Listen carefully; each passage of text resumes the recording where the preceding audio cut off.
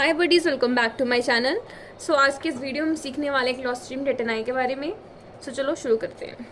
Clostridium टेटेनाई जो है, it is one of the species of the Clostridium bacteria. It is a causative agent for the tetanus, and it is mainly distributed in the soil and intestine of the man and the animals. It is a gram-positive cylinder bacillus which have spherical terminal spores that give the appearance of a drumstick. Like this, you can see in this picture, it looks like this. And it is a non-capsulated and motile with the peritrichous flagella. Since it has peritrichous flagella with them, so they have the property of motility that they can move. So there are two types of toxins they produce. The first one is tetnolysin. It is a type of hemolysin that is responsible for the breakdown of the RBCs.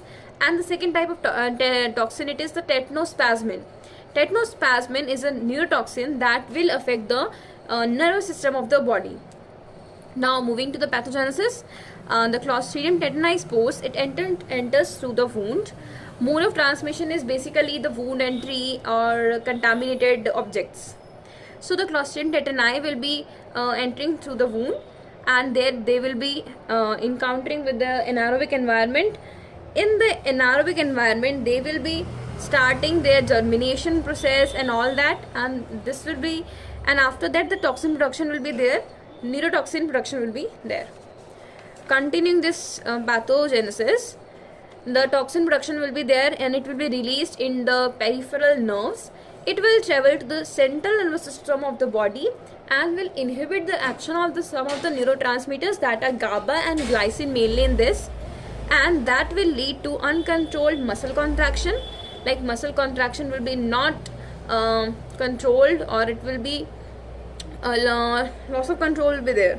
That will cause the spastic paralysis. It is a type of paralysis which is mainly caused by the Clostridium tetani.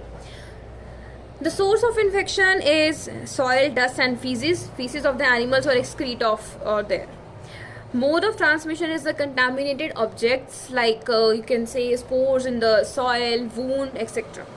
Lab diagnosis, we have mainly four lab diagnosis. The first one is a microscopy, in which we prefer the gram staining, which can differentiate whether it is a positive bacilli or negative bacilli. They have a drumstick appearance.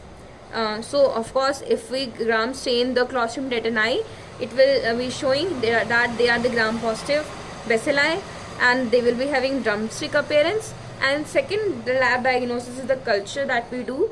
We'll be doing the culture on the blood agar. It will produces and it